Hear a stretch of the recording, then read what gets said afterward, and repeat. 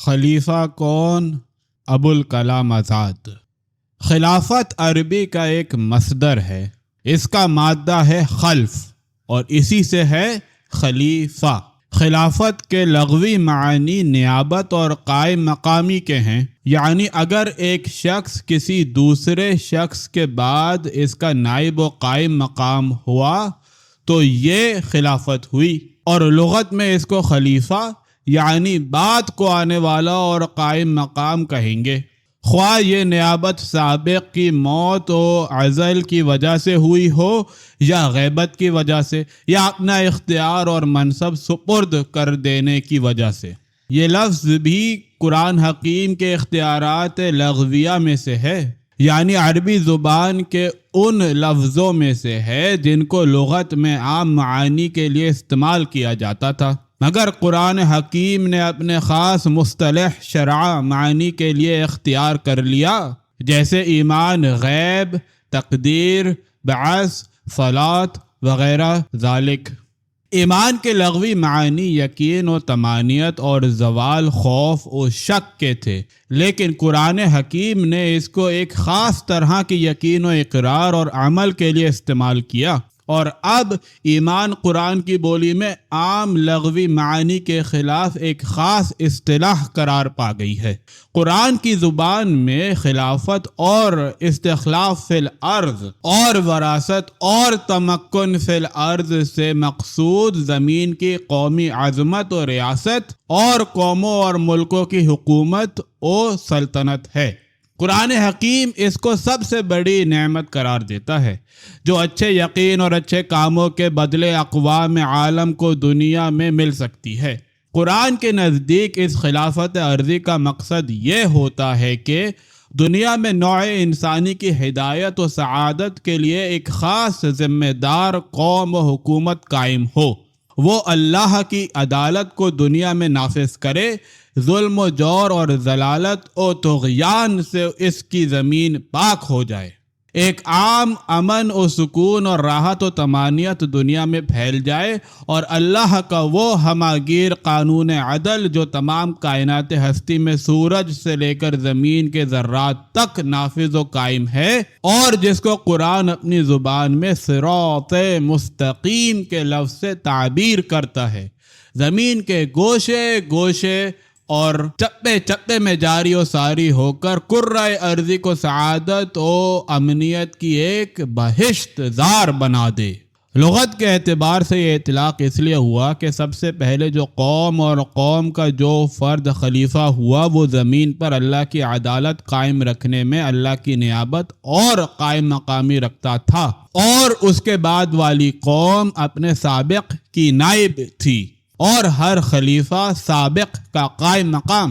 ظہور اسلام کے بعد جب عرضی خلافت کے وارث مسلمان ہوئے تو اس سلسلے کا پہلا خلیفۃ اللہ صاحب شریعت و شارع اسلام تھا، یعنی محمد رسول اللہ صلی اللہ علیہ وآلہ وسلم۔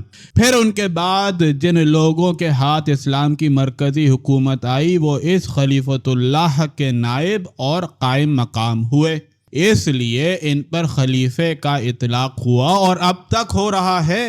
یہ زمین کی وراثت و خلافت یکے بعد دیگر مختلف قوموں کو سپرد ہوتی رہی، اور وہ دنیا میں اللہ کی طرف سے دین حق کے خدمت گزار رہے۔ آیات ذیل میں اسی خلافت کا ذکر ہے۔ وَهُوَ الَّذِي جَعَلَكُمْ خَلَائِفَ الْأَرْضِ، وہی پروردگار عالم ہے جس نے تم کو زمین میں خلافت دی۔ وَيَسْتَخْلِفُ رَبِّ قَوْمًا غَيْرَكُمْ، اگر تم نے اپنا فرض ادا نہ کیا تو میرا پروردگار تمہاری جگہ خلافت کسی دوسری قوم کو دے دے گا۔ ثم جعلناكم خلائف في الأرض من بعدهم لننظر كيف تعملون،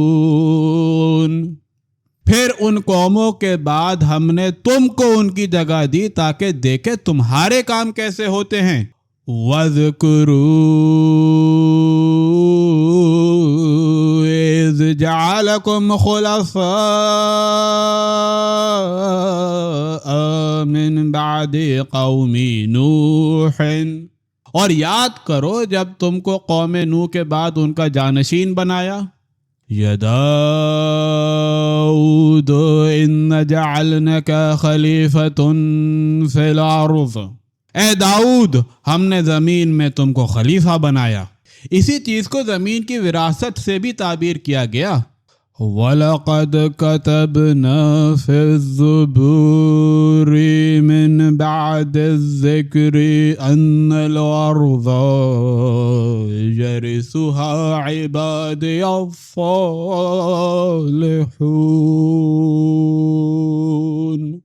اور زبور میں بھی ہمارا اعلان یہی تھا کہ یقیناً زمین کی حکومت ہمارے صالح بندوں ہی کی وراثت میں آئے گی. یہی چیز زمین کی تمکین یعنی طاقت و عظمت کا جماؤ اور قیام بھی ہے جو سرزمین فرعونہ میں کنعان کے ایک اسرائیلی نوجوان نے حاصل کی تھی، جبکہ وہ غلامی کی حالت میں وہاں فروخت کیا گیا اور پھر اپنے عمل حق و صالح کی قوت سے ایک دن مصر کا تاج و تخت کا مالک ہو گیا. وَكَذَلِكَ مَكَّنَّا لِيُوسُفَ، اور اس طرح ہم نے یوسف کی عظمت مصر میں قائم کر دی. اور اسی کا مسلمانوں سے وعدہ کیا گیا تھا. الذین ان مکناہم فی الارض اقاموا الصلاة وآتوا الزکاة وعمروا بالمعروف ونہوا عن المنکر وللہ عاقبۃ الامور. وہ لوگ کہ اگر ہم ان کی طاقت زمین میں جما دیں تو ان کا کام یہ ہوگا کہ نماز کو قائم کریں گے، زکوٰۃ ادا کریں گے، نیکی کا حکم دیں گے اور برائی سے دنیا کو روکیں گے. اس آیت کریمہ سے صاف طور پر یہ حقیقت بھی واضح ہو گئی کہ تمکین فی الارض یعنی حکومت کا مقصد عصری قرآن کریم کے نزدیک کیا ہے. معلوم ہو گیا کہ صرف یہ ہے کہ اللہ کی عبادت دنیا میں قائم کی جائے، نیکی اور راستی کا اعلان و ظہور ہو، برائی سے نوع انسانی کے دلوں اور ہاتھوں کو روک دیا جائے. دوسری آیت میں اس کو خلافت کے لفظ سے تعبیر کیا. وعد اللہ الذین آمنوا منکم وعملوا الصالحات لیستخلفنہم فی الارض کما استخلف الذین من قبلہم ولا یمکنن لہم دینہم الذی ارتضی لہم ولا یبدلنہم من بعد خوفہم امنا يعبدونني لا يشركون بي شيئا ومن كفر بعد ذلك فأولئك هم الفاسقون. اللہ نے تم میں سے ایمان والوں اور اچھے اعمال کرنے والوں سے وعدہ فرمایا ہے کہ ضرور انہیں زمین میں خلافت دے گا جیسی ان سے پہلوں کو خلافت دی ہے، اور ضرور ان کے لیے ان کے اس دین کو جما دے گا جو ان کے لیے پسند فرمایا ہے، اور ضرور ان کے خوف کے بعد ان کی حالت کو امن سے بدل دے گا. وہ میری عبادت کریں گے، میرے ساتھ کسی کو شریک نہ ٹھہرائیں گے، اور جو اس کے بعد ناشکری کرے تو وہی لوگ نافرمان ہیں. یہ آیت اس وقت نازل ہوئی جب ہجرت کے بعد مدینے میں مسلمانوں کی زندگی دشمنوں سے گھری ہوئی تھی، اور قلت تعداد و بے سر و سامانی کی حالت کے ساتھ دشمنوں کے پے در پے حملوں کی وجہ سے یہ حال تھا کہ کسی وقت بھی ہتھیار اپنے جسم سے دور نہیں کر سکتے تھے. اس وقت بعض مسلمانوں کی زبان سے بے اختیار یہ جملہ نکل گیا کہ ایک دن بھی ہم پر ایسا نہیں آیا کہ امن و بے خوفی کے ساتھ صبح و شام بسر کرتے اور ہتھیار اپنے جسم سے الگ کر سکتے. ابو العالیہ راوی ہیں کہ اس پر مندرجہ صدر آیت نازل ہوئی اور اللہ نے مسلمانوں کو بشارت دی کہ مضطرب نہ ہو، ایمان و عمل صالح کا پھل عن قریب ملنے والا ہے، جب کہ خوف کی جگہ امن ہوگا، مظلومی و بیچارگی کی جگہ فرما روائی و کامرانی ہوگی، اور سب سے بڑھ کر یہ کہ زمین کی خلافت انہی کے قبضہ اقتدار میں آ جائے گی۔ اس آیت سے ضمناً یہ بات بھی ثابت ہو گئی کہ قرآن حکیم کے نزدیک جو چیز خلافت ہے وہ خلافت فی الارض ہے، یعنی زمین کی حکومت و تسلط۔ بس اسلام کا خلیفہ ہو نہیں سکتا جب تک بموجب اس آیت کے زمین پر کامل حکومت و اختیار اسے حاصل نہ ہو۔ وہ مسیحیت کے پوپ کی طرح محض ایک آسمانی اور دینی اقتدار نہیں ہے جس کے لیے دلوں کا اعتقاد اور پیشانیوں کا سجدہ کافی ہو۔ وہ کامل معنوں میں سلطنت و فرما روائی ہے۔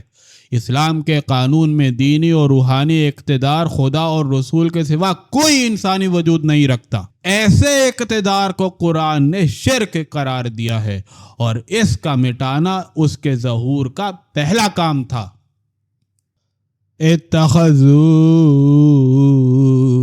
احبارهم ورهبانهم اربابا من دون اللہ، اور ما كان لبشر ان يؤتيه الله الكتاب والحكم والنبوة ثم يقول للناس كونوا عبادا لي من دون الله ولكن كونوا ربانيين بما كنتم تعلمون الكتاب وبما كنتم تدرسون۔ اللہ کے تمام وعدوں کی طرح یہ وعدہ بھی پورا ہوا۔ 8-9 سال بعد جب داعی اسلام دنیا سے تشریف لے گئے تو تمام جزیرہ عرب مسلمانوں کے قبضہ اقتدار میں آ چکا تھا، اور رومیوں کے مقابلے کے لیے اسلامی فوجیں مدینے سے نکل رہی تھیں۔ اس سلسلہ خلافت اسلامیہ کا پہلا خلیفۃ اللہ خود حضرت داعی اسلام صلی اللہ علیہ وآلہ وسلم کا وجود مقدس تھا، اور آپ صلی اللہ علیہ وآلہ وسلم نے اپنے بعد کے جانشینوں کو خود لفظ خلفاء سے تعبیر فرما کر واضح کر دیا تھا کہ وہ آپ کے نائب اور قائم مقام ہوں گے۔ آپ صلی اللہ علیہ وآلہ وسلم کے بعد حضرت ابو بکر رضی اللہ تعالی عنہ جب جانشین ہوئے تو وہ خلیفہ رسول اللہ تھے۔